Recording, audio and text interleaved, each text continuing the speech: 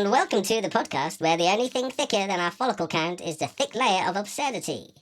Brace yourselves for episode 3, season 2 of Two Bald Men Fighting Over a Comb, the show where two cold heads engage in the most epic duel of bald bravado you'll ever hear. Join us for a wild ride of follicle fantasies and nonsensical nuggets of wisdom. Hi, Rob. Hello, Tom. How are you? Slightly hungover now from the election. I'm happy that you put it on the news and you're just not seeing all these political things constantly like, Keir Starmer's taking a shit. Rishi Sunak's wearing a very tight, small suit. Speedos. Well, that's not something. He is quite slender. I think he looked quite nice in Speedos. Yeah, well, I I don't know if you ever subscribed to the email Pop Bitch, and they were saying about one of the things about Rishi Sunak, because his advisors were like the suits that you're wearing, they look a bit schoolboyish, kind of tight and short on you. So they took him to a tailor's, put him in like a kind of a looser fitting suit, and they said it just reminded them all of like the In-Betweeners, that the kind of posh kid like with his, like the suit looked a bit too big on him and stuff, like, or you'll grow into it by the end of the year. So they're like, no, stick to your kind of slimish kind of suits and stuff. Everyone was saying about how bloody small he was, right? He is Diddy. He's 5'7". He's not Diddy. I'm 5. How tall are you? 5'7.5". So slightly. Anyway, I'm going to get onto that actually about height. But no, what I wanted to talk to you about first was obviously pre-election period. All of these things kind of popping up in people's windows and in their gardens saying, vote Labour, vote Conservative. It persuaded me. Well, this is the point, right? I'm not going to walk around, if you're walking down the road and you see this thing, it says, by the time you got to the top of the road, it's like vote Conservative. Oh, okay. All right, yeah, that sounds good. Oh, vote Labour. Oh, okay. That sounds good. Vote Green. I didn't see one vote Conservative. Oh, right, there was a couple, because this was a seat that's been Conservative for ages. But you kind of ruined my thing. What I was going to say. Oh, sorry. Carry on. I can edit. No, it's fine. No, leave it in, because just people can see that you constantly interrupt my flow. But no, just saying. So you see vote Green and stuff. Then you see that's your prostate, mate. Yeah. Then. Or as some people like to call it, you're prostrate. So no, that's lying on the floor on your face. I know. I know, but people say no. Anyway, no, I'm just saying. Then you see like the Reform. It's like, racist. When I graduated, I moved in with my brother in Kingston, and he used to take me around. Well, since I've been little, he used to take me around all these record shops, and he'd go in and he'd browse, and he'd be in there fucking hours. And so there was one shop where I was like, I'm just going to go and get some air. So I stood there, and then this guy came up to me, and he was like, excuse me. And I thought, oh, God, here we go. He's going to offer some money. And he was like, have you thought about Jesus? And I thought, well, actually, I was probably thinking about, like, what am I going to do for dinner this evening? But what would Jesus eat? Yeah, exactly. Yeah, probably two fish and some loaves, maybe. I don't know. We start off with maybe some Haribo and turn into 1,000 Haribo. Well, that'd just be bad for your teeth, wouldn't it? But no, I was just. But then he started telling me about his own story about how he used to be into drugs and drink, and then he found Jesus and stuff, and now how his life's turned around, and and all those things. And I was nice to the guy, I was like, oh, okay, yeah, and he invited me to the church that night, and I was like, oh no, I think I'm doing something different, I'm sorry. I'm doing something hedonistic. Yeah, exactly. I'm going to sacrifice some virgins. I'm going to sodomize a small boy. It's like, oh, that's what we're doing. They still would have invited you. I might see you there then. No, in all seriousness. No, but then I thought to myself, you never get stopped by somebody in the street and I say, have you thought about Jesus? And you go, no. It's like, well, do you know what? I was stood outside a shop and someone came up to me and said, have I thought about Jesus? And that's what I got into him. Got into him? Well, that's a whole other story. But do you know what I mean? I just find it a little bit odd because I had somebody during the, like, when you get like the pre-election period where people knock on the door and they try to convince you and all this stuff. I had someone like knock on the door and like one woman was stood right there and then this little head of this old lady kind of appeared by the door frame and I was just like, My God, I'm gonna It's get easy, mugged. Rob. You give them some sweets and they go away. Well, And if you don't give them sweets, they put some dog shit in your well, I letterbox. thought actually to confuse them, she said, "Yeah, come in." They'd be like, "What?" So, no, you meant to Come slam the in, door in our face. This is the way to my dungeon. Yeah, he's got a load of crucifixes on his wall, but They're upside down. yeah. There's people on them. But they were saying like, "Have I thought about the future?" And I was like, "What?" And it was like they tried to give me this leaflet and stuff, and I was like, "No." And I said, "Well, I'm working from home." I said, "I'm busy." And this woman was like, "Oh yeah, I work from home occasionally." And I really want to say, "Well, you know how fucking busy I am. Then go away. I thought you were my Amazon parcel for my love beads or something." But I was just really annoyed. But then I thought they didn't mention anything to do with like what they were all about. They just tried to give me this leaflet about thinking about the future. I text my mate who's down the road and I said, "Oh, be careful. There's going to be door knockers." And he said, "Oh yeah, they were Jehovah's Witnesses." And I thought, So they weren't political ones. no. But I thought to myself, I think about the future politically. yeah, no, not about this is the whole thing. So I thought this is a bit odd. But it was like, well, hang on a minute. Shouldn't they at least said something to say it's about, talk to me about the future. You thought about the future. Okay. From a religious point of view.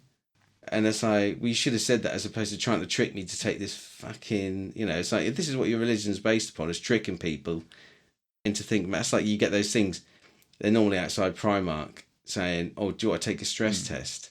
We'll see how stressed you are." And it turns out to be about these, Scientologists and everything. So it's like, what the fuck? The thing with Jehovah's Witnesses, though, is that they're generally quite laid back. They're the ones who stand and don't accost you when you're walking past them in the high street.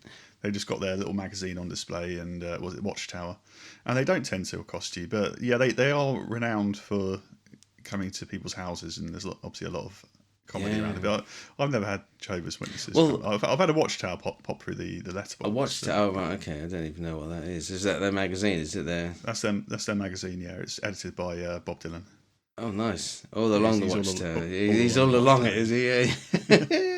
No, I remember when I was younger, my friend used to work in Snappy Snaps. That's how kind of like far back it goes. And it's quite a horrible story. It's a disturbing story. But some, I'm not saying all, but Jehovah's Witnesses, I think they don't accept blood transfusions. This is correct. And there was a baby was born and it needed a blood transfusion, and they refused it, and so the baby died, and so they ended up just taking loads of photos, and they took it to Snappy Snaps to have the pictures developed. And my friend was the one who had to do it because we were meant to have a party that night, and he came round, and he was just. Did he not, after the first one, say, "I'm not doing this"? Well, this is it. I mean, I just thought you put it through a machine and press a button down, it goes and does it all. But then I guess you got to quality check them all, just in case there's a picture of someone with their teeth out or something.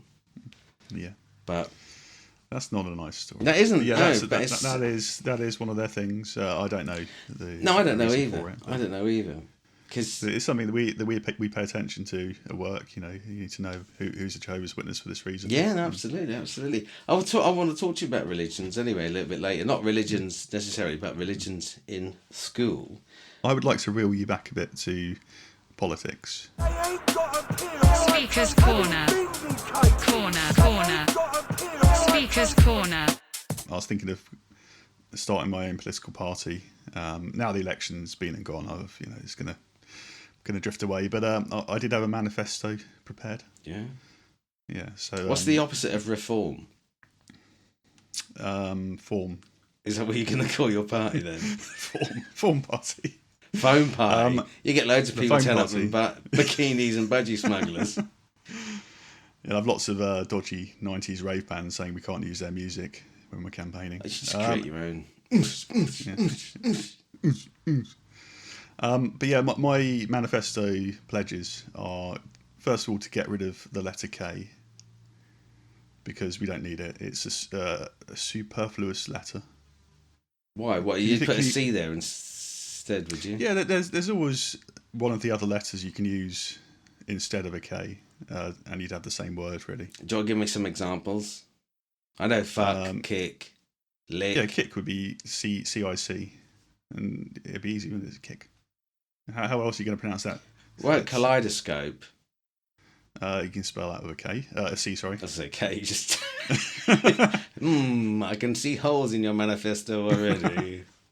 Okay. But yeah, I mean, the other thing is that a 25-letter alphabet, that's going to fit into the metric system better than a 26-letter alphabet. Okay. Because 25 goes into 100 and 26 doesn't. Well, it does. Just you just got to add some decimal points to it and stuff. It still goes into 100, but not as simplified as you'd like, probably. Yeah. But yeah, I think there's not a good argument for keeping Ks. I mean, I've heard kayak, the word, maybe. But you could have kayak with Cs. You just like one of them thin boats.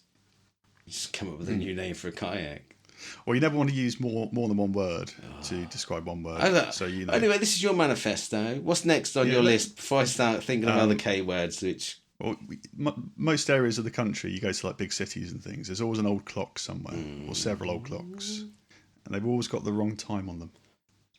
It's a sign of the degradation of our society that no one's employed to fix those old clocks and make them show the right time. Right. If you're going to have a clock that's there that everyone can sit, like in a railway station, for example, and it's got the wrong time on it. It's a huge clock and everyone can see it. So I would employ people to fix those clocks and maintain them. No. I think this is where you've got it all wrong. Because what it is, these clocks are positioned. They're not randomly placed. They are there for a particular reason.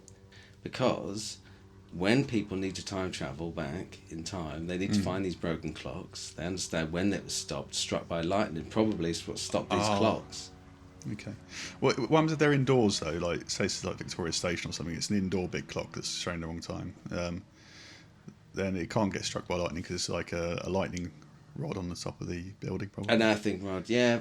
Maybe outdoor clocks. Maybe we can leave outdoor clocks. Yeah, all right. That'd be a cut. My first cut.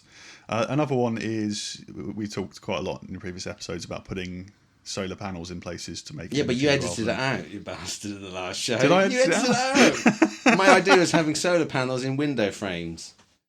But Rob, if I didn't edit everything out, well, most of the things out that you say, then our episodes would be 2 hours long. That's true. And we wouldn't have the 5 subscribers that we have at the moment. Well, look, there's too many podcasts. That should be on your manifesto, right? Because you think about the amount of everywhere you go, there's always someone saying like, "Oh, listen to this podcast, listen to that, listen to this," and it's just like you're swamped with stuff. But saying that, I did listen to the other day. I was doing some woodwork in my garage, and I was listening to a podcast about Joy Division and New Order. It's brilliant about the whole story of it. I've only listened to the first 2, so still Joy Division. But yeah, sorry. I'm editing this bit out. Bitch. Go on then. What's your manifesto pledge? So there's lots of livestock around the country. They just sort of stand around in fields, not doing much. If you put some sort of throw over them that has solar panels in it, they won't be able to move around there, would they? Well, they would. It'd be a light throw. Well, what you could do is, I don't like them. But Coldplay, didn't they have those kinetic kind of dance floors? And so everyone would be like jumping up and down and all this stuff. You can't... I don't think livestock move around enough for that, though, do they? You just need to chase them around a little bit. Yeah, that'd be more jobs for the people. Yeah. What's your job? No, I'm a sheep rattler. Well, I'll tell you what, for more jobs for the people, you know when... you have that shiver down your spine. Yes. And you go, ooh. Yes. And someone inevitably says what to you? Oh, someone's just walked over your grave. Exactly. Who's doing all this walking over the grave? I don't know. You need to employ more people. You take them out to graveyards. Obviously, you want to target the alive people, so you don't get them walking over the graves that have got people in already, or corpses. You get them to walk on the bits that will have graves in the future. Okay. And just walk around in circles all day, and then that will lower the cost of making the shivers down people's spines. That's weird, because if someone said that to me, I'd be like, well, no, I want to be shot out of a cannon and turned to dust. You remember? Yeah. So, what kind of grave would they be walking on for me? Well, it's not going to include all the heathens who have what are they called when you get all burnt? Cremations. But yeah, so people employed to do that, but it's going to get quite lonely. So you want to put them in groups of 2. And the other thing that you could do an efficiency saving. You could get them also to talk about people, the people they know, when they're walking around, to do the shivers down the spine. Because when you get like burning ears, what do people say to you? Oh, my ears burning. What do they say? You're smoking that cigarette all wrong. Yeah. I don't know. I've never. They say someone's someone's talking about you. Yeah. Yeah, exactly. So you could deal with someone's talking about you and someone's walking over your grave at the same time. I'd think I was going to have a stroke or something if I had a shiver down my back and my ears were on fire. I just I could go to the doctors. All these people already, all these. It's all those turkey Twizzlers you eat, mate. It's all normal stuff, It is ultra But processed. it needs a bit of input from the workforce to ensure it happens correctly. But yeah, so that's so livestock energy. And another one I think is very important is physiotherapy for crabs. Oh, to help them walk straight. Yeah, well, walk forwards, because they all walk sideways. And if you got the physios, we've got a lot of physios in the NHS. You've got them to train the crabs to walk forwards. Then imagine what you can do with a crab that can walk forwards. That's amazing. Because with crabs, I wonder if they think that fish are flying.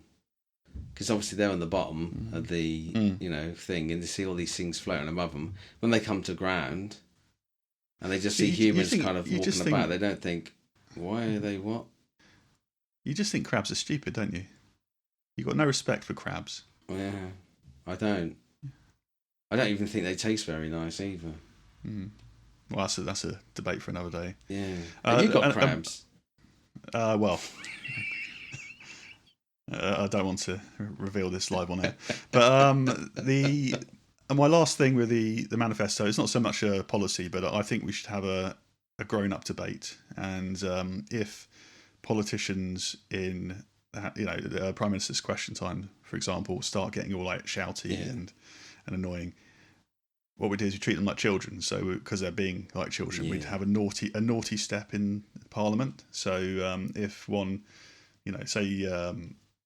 Rishi Sunak is in opposition, is being mean to Keir Starmer, or he's stolen his dinner money or something, he has to go and sit on the naughty step in Parliament. Okay. Or go to his room. There'd be like politician bedrooms they could get sent to if they behave in a childlike manner. Would you vote for the Form Party with these pledges? Is that what you call yourself, the Form? The Form Party, yeah. Probably not. L'igloo de l'iguane. Iguana siglo. Concert shoes. Because, recently, you and I have both been to 2 different concerts. So who did you go and see again? I saw Nick Mason of Pink Floyd playing... Well, I think the whole thing is early Pink Floyd, so everyone thinks he's going to be playing like all of... the first album with Syd Barrett. What's it called? Piper at the Gates of Dawn. Mm-hmm. And but fortunately, he plays a lot of stuff from early Pink Floyd. Stuff from Meddle and Obscured by Clouds, and more. And it was a wonderful gig. Everyone there was ancient. Yeah. But I suppose I'm halfway to ancient now, so everyone sat down. There weren't any mosh pits. No, because I went to I saw Richard Hawley. And I think it's the day before you went to your gig. And I think I was one of the young uns there. So for the listeners, who's Richard Hawley? Oh, well. Me, sorry. When it... so he's now a solo artiste, but he was in Shed 7, I think it was. Oh, yeah. And then he toured with Pulp. He was in their band for a little while, and the whole time he was in all these bands, people were saying like, you really should do some solo stuff. And I got into him from I watched the. You're getting into far too many men today. Yeah, I am. I'm repressed. I found God, that's what it is. One hell of a pass, it was. I found him. I was watching this documentary on Banksy ages ago. I think Exit Through the Gift Shop, I think it's called. and the song they played at the end, "Tonight the Streets Will Be Ours," or tonight, or something along those lines. And I was like, wow, I really like. And so from there, and then I kind of then started exploring more of his music, and I just think he's amazing. And then I think it was my wife and I went to see him at Hammersmith, and that was good. And then I've not seen him for a few years, and then he was touring. He was at the UEA. But anyway, it's not about the gigs and stuff like that, but because I'm obviously 5 foot. Concert shoes. Concert shoes. So obviously being 5'7.5", You've got to wear well, platforms. well, this is the thing. I don't want to wear platform shoes because it's like constant. Because I did have a couple of points where people suddenly, because you have to kind of position yourself in between the two people in front of you so you can see through the shoulders. But I had a few kind of grumblings where tall people would suddenly move in front of these, shorter people, and they'd be like, "Oh, you're kidding me." Someone did actually fart, and it was absolutely disgusting. I was like, "Oh," but maybe you had some. Was it one of the tall people in it? Is it your head height? I'm not that happy. They weren't that tall. But anyway, no. All I was thinking about was these shoes. Right, they got like these soles in them and stuff, and you obviously you do the manual kind of blood pressure. You go. You have these two little pumps in your pocket, so you can stand there when you're obviously not going to be moving around so much, and you just go, and it kind of raises you up for about 6 inches or something, and then it'd be like I can think of somewhere else that might work. What kind of show would you be watching? But you do that, and then it raises you up a little bit. You only pay, and you could have different levels and stuff. So they would be like platform shoes. And then when the concert's finished, then there are these little release valves. But what they do is they go and make a long fart noise. By the time you got to the back of the hall, you'd have people that would have like 2 meters worth of inflation in their shoes. And they like fall over and we get sued, or you get sued. No, because no. What it is, no, because once you have somebody of an equal, it's just for people who require just that couple of inches, perhaps, of doing it. Because I did think about like cinema trousers and stuff. So it's like your arse can you raise yourself up a little bit, so you're just seeing above the other person. Because I don't know, I'm not saying it's going to be like 2 meter shoes, but just a little bit, just to give you that little bit of height. What about like popcorn boxes in cinemas, and but the holes in the bottom come pre-cut? What, to put your popcorn glory hole? No, because all your popcorn would fall out, wouldn't it? Unless, of course, it had like a little film that you unless you put your Johnson in it. Or you could break the seal, but you could put your Johnson in it, like as you're getting the popcorn. Yeah. Keep Do it. you think Keep it warm and Johnson toasty. stemmed from like Boris Johnson? So it's like cock. No, dick. it's older than that. I know. But yeah. Well, then what you could have definitely is like a fits. film, so that when you did put your thing through it kind of Or it could just covers be like it. And no, so what it could be a does, it condom. stops you ruining your whole popcorn. Because it could Yeah, go it could from be like sweet to salty. It could be just like a condom, can't it? And then it's like. I was just saying sweet to salty. You missed it.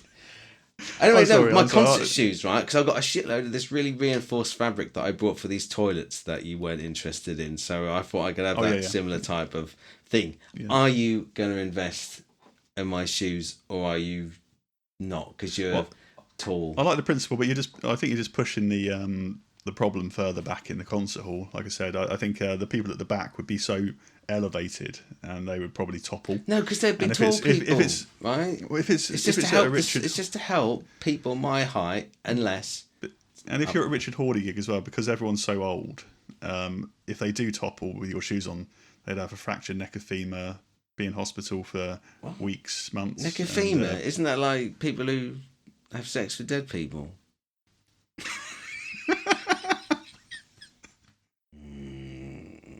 So you're saying then you're not going to invest, and it's Well, I just think you'll be saving up like a lot of litigation when people get broken. well, by you using just your have these things, don't you? Like, those shoes, which are those wheelie shoes. It's like, okay, fine. You have a little thing in there that says don't use them for that purpose of wheeling around. Well, the other thing about those, though, is they're for kids, and kids can fall over and they don't break. All right, so you're saying it's about as much use as a chocolate teapot. Yeah. You're pulling out then, are you? Of this, you're pulling I'm out of gonna this, pull and out. you're Well, investing yourself. I was never investing to start with. You were pitching it to me. So you're pulling out, but you're entering into your popcorn glory hole. Absolutely, yes. And it's going to go sweet to salty. Sorry for missing your gag. Back in my day. Back in my day. Rob, do you remember Cabbage Patch Dolls? Yes, I remember the Cabbage Patch Dolls. Yes, They were sort of fluffy, well, not fluffy, but sort of podgy little doll things. very that were, peculiar. very peculiar in the 80s. But then they came up with, some genius came up with the Garbage Pail Kids, which I think was a dig at the Cabbage Patch Dolls.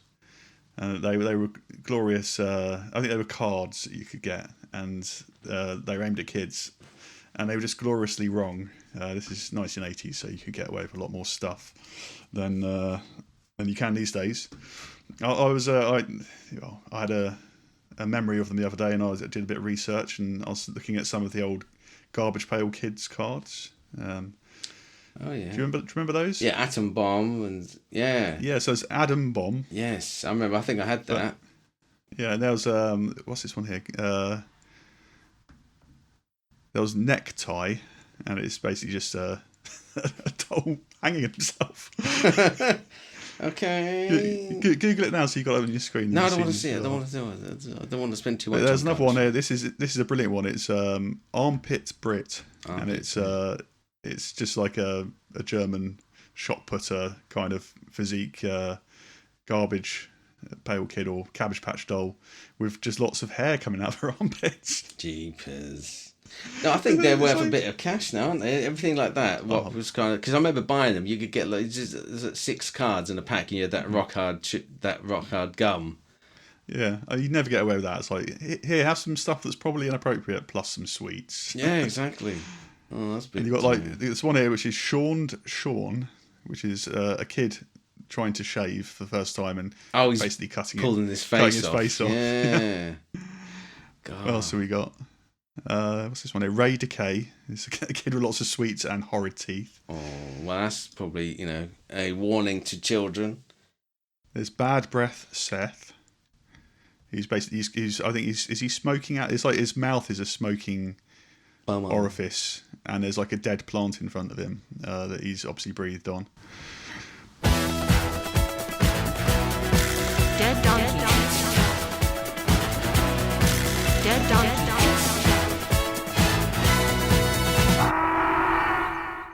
Did you see the news article about the corpse flower in Kew Gardens?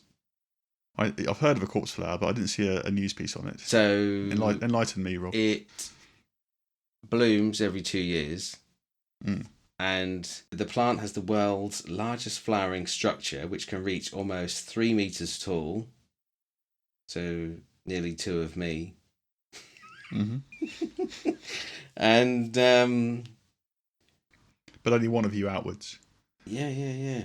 And because they're saying obviously what it does, it smells like rotting flesh, is what they're saying. Yes. And so people were queuing up. This science journalist presenter of BBC Radio 4's Inside Science, Marnie Chesterton, who visited the hot and humid glasshouse on Wednesday, said there was a buzz of excitement from the crowd. I guess if you were excited, you go like, oh, and no one would even notice, would they? Yeah. It's like, in fact, it'd be like a breath of fresh air, I would imagine. And she explained that the plant had hit peak stink yesterday when you could smell it as soon as you opened the hothouse door, but was now more subtle, apparently. And so she said, describing the stench, she said, when I put my face up close to the flower, I got a whiff of unwashed lavatory with strong undertones of something that went off at the back of the fridge, definitely rotting.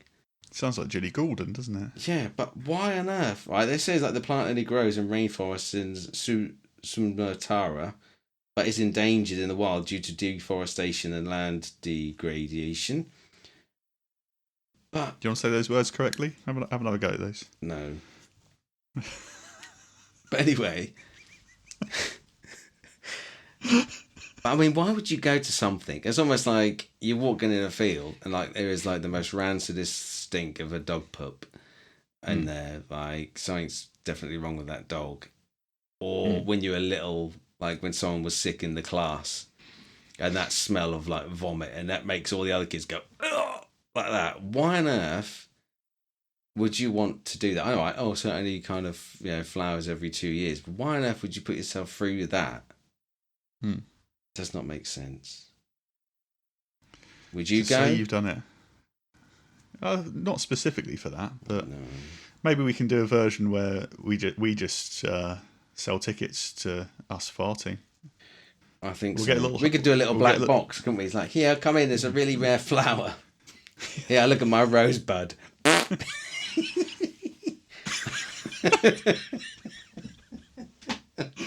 We make it really close, a little hothouse, so like so the farts smell even worse. It would be a hot house. Call it the Dutch oven show. I think so. Anyway, do you want to hear my idea about? So this could be factored into your manifesto, right? But this Go is on, this go is an idea for the future.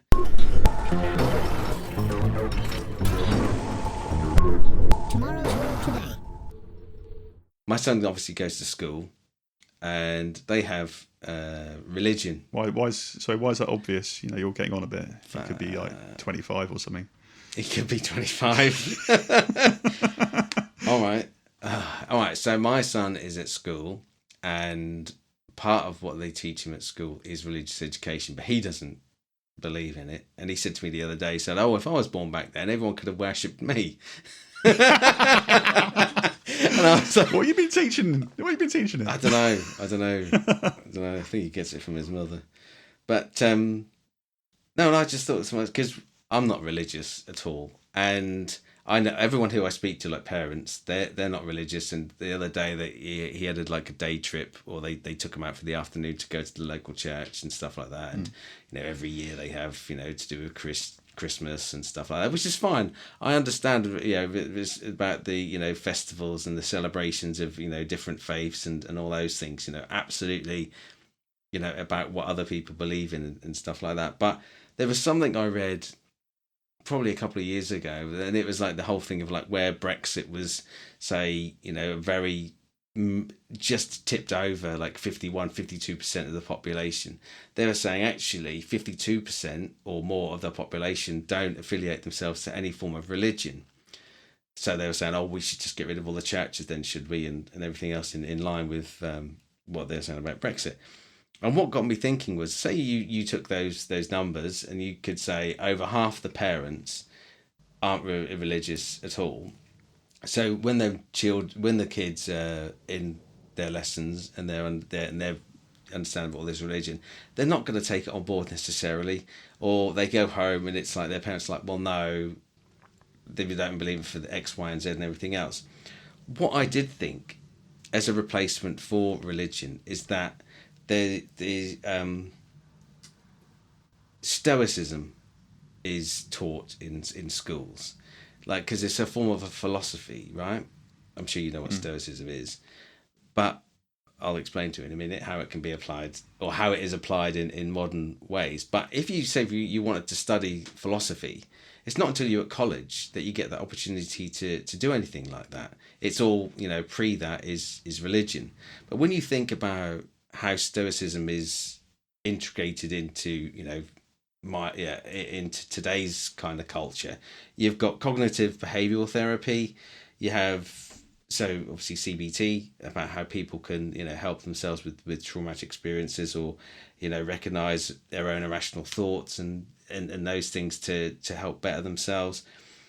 It can teach you, so Stoicism, it can teach you like resilience and mindfulness, about like minimalism and simplicity. So that whole thing about not being caught up in that whole marketing, Nihilism as well. yeah, and then that can teach you just about like Stoic leadership as well, about business leaders adopting emotional intelligence, ethical leadership, and just that whole thing of like Stoic practices about keeping like a journal, or something, and there's that whole thing is like, you to appreciate your day to day, you can think of the worst case scenario. So people who are like, oh, I hate my job, it's like, well, okay, what would happen if you lost your job and you didn't have a job, you had no money, and suddenly it's about you appreciate the positives and stuff. I think this is a good idea, Rob.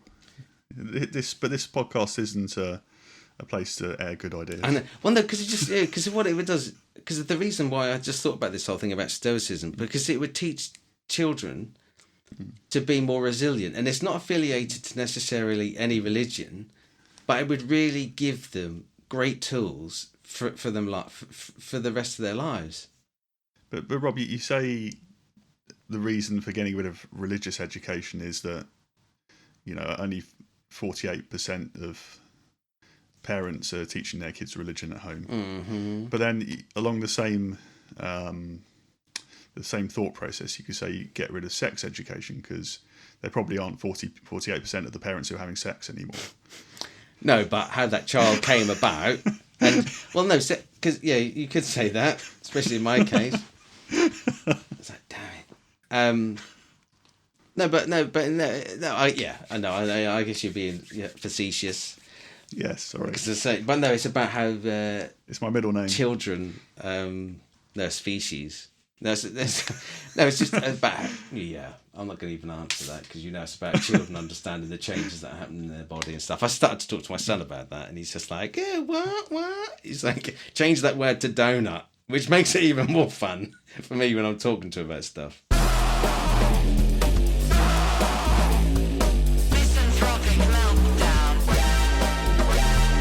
I want to have a misanthropic meltdown. Go on then. See what you feel about it. All right. I call it dream fraud. Okay. So say overnight, while you're sleeping, you have a dream. Not while you're awake. While you're sleeping, you have a dream. That's called daydreaming, right? Daydreaming. Crikey. That's something we should market. No, you have a dream and it's really odd. Maybe you're, filleting Michael Portillo whilst riding a bicycle or something. A tandem facing each other. And you wake up and you think, that was alarming. Yeah. I want to know what it means. Right. And so what's the first thing you do? You pick up your phone and you Google it. Right. Dream of filleting Michael Portillo on a tricycle. Or 10 minutes later, there's two people knocking at your door. On a tandem. Tandem's the word. But and then inevitably someone's made a website with all the things listed in it, and there'll be someone going, yes, I know what the dream of Michael Portillo on a tandem being filleted says about your life. It means you're going through a period of change. And I'd say so. And maybe for the better. Or it could be like you dream about, I don't know, murdering a baby or something, and then you go through it and there'll be like an option for dream of murdering a baby. Did the baby live? Yes. This means that you are thinking about going to Subway to buy one of their foot-long hot dogs. Yeah. or murdering a baby, the baby didn't die. You're feeling guilty. But because it's a dream, things are flipped over. And it doesn't mean you're guilty. It means you're feeling very pleased with yourself about something you've done. You're pleased about not killing a baby. Yeah, not killing a baby, exactly. Or maybe you're guilty about not killing the baby because you really wanted to. And it's all these people like making these websites that people will actually log on to, and there's nothing saying this person's just made this shit up. A bit like horoscopes. Yeah, a bit like horoscopes, and I think we should find these people and kill them. No, I think we should regulate these people because they're. Well, I would say, I would suggest, right, if people would like to submit any of their dreams to us, they can send us a direct message to Two Men Co. Is it Two Men Co at Instagram? I don't know. If you're following us on Instagram, if you want to send us a dream and what is in the next show, we will spend a couple of minutes and we will interpret it for you. It's got to be a good dream though, where something really horrid happens, or just something so confusing or surreal happens that I know people might enjoy listening. I've got one for you. Tell me about this one then, right? I made myself a peanut butter sandwich. Right? Is this in a dream? In a dream. I want you to quickly tell me about this. Okay.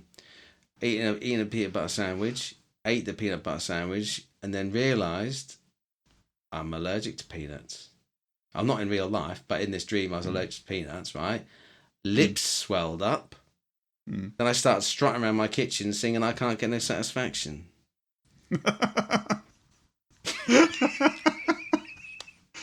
So that was your brain thinking you've been a miserable twat throughout the day. I'm going to present a situation, an image that is hilarious. Were you in your underpants while you were strutting around the kitchen? No, it was just a very tight pair of trousers. Okay, that changes the meaning. Oh, does it? Okay. So it's not about your subconscious trying to amuse you because you've been a dour twat all day. It's actually about your feelings of domination over the people you work with. It's you hating yourself because you feel feelings of domination over the people you work with. Okay, thanks. And really, to get better dreams where maybe you're not allergic to the peanut butter, or you do a better dance in better clothes, you need to go into work and prostrate yourself in front of them. Oh, well, no, thanks for that. How much was that? 50 quid? 50 quid, Oh, yeah. Okay, Roberts, it's time for... Karaoke consequences. I've made a quiz for you that I think you're going to do quite well at. I hope so. But so it's not a 50-50 thing. It's a 10-questioner, and it's not a case of you just need to get more than 5 to win. I expect you to get 8 of these correct. Okay. If you get more than 2 incorrect, you lose. Oh, my God, this is tough. All right. Well, you don't know what it's about yet. It might be about something you're good at. All right. So my quiz is artists who have written songs for other artists. Crikey, go on then. So I'm going to tell you the artist and the song, and I want you to tell me who wrote the song. Right, okay. I think you'll do quite well. All right. I'll say that again. I think you'll do quite well. My voice didn't break Get this time. emotional. All right. Okay, number 1. Milkshake by Kellis. I'm going to give you the initials of the artist who wrote the song. P.W. Pete Waterman. No. Paul Weller. No, this is... Want to try one more? Think about the... yeah. Is it going to be Pete Waterman for Kellis Milkshake? Oh, right, PW. It's actually quite a good song, isn't it? So. Pharrell Williams. Well done, son. Well done. 1. All right. Okay, number 2. Sinead O'Connor. Nothing compares to you. Oh, Prince. 2. 2 out of 2. Michael Jackson. You Are Not Alone.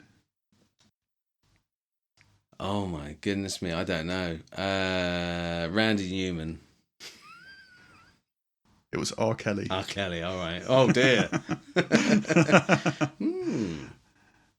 So the Carpenters, Close to You. Oh no, it's gone. I can't think. I want to. No, it's gone. I'll give you a clue. He wrote a lot of music for other people. Oh, Burt Bacharach. That's Well it. done, Yeah, I mate. knew it was there. It's my brain farts. Okay, number 5. The Bangles, Manic Mondays. Oh my goodness, no, I have no idea. I'll give you a clue. It's someone who's already been an answer in this quiz. R. Kelly. No, it's Prince. All right, okay. Prince. So you've got 2 wrong. Oh shit! All right. So that's it. You're on a sudden death now. Yeah. You don't get anything right, I'll come kill you. Okay. Well, do make it sudden. Go on. Okay. Whitney Houston, I Will Always Love You. Oh, Dolly Parton. Well done. Well done. Number 7, Kenny Rogers and Dolly Parton, Islands in the Stream. I'll give you a clue. The initials are BG. BG. Yeah. I don't know. BG. No. Shit. It was the Bee Gees. I was going to say B. I thought, no, that's not. I was thinking like Brian Goodyear. Who the hell's Brian Goodyear? So unlucky. I thought you'd rinse this. Anyway, I did the last three. Yeah, come on, quick. Number 8, David Bowie, Fame. John Lennon. Yeah. Number 9, The Monkees, I'm a Believer. Oh, Neil Diamond. And number 10, Sister Sledge, We Are Family. Sly Stone. Nile Rodgers. Oh, yeah, no, Rogers, damn it. I will let you pick one of those songs for the karaoke consequence of the next episode. Okay, thank you very much. Oh, and talking Do you know what we're doing? I would say, talking of karaoke consequences, we'll be listening to your Iggy Pop song. No, we won't. We started the episode with it, right? Oh, did we? Oh.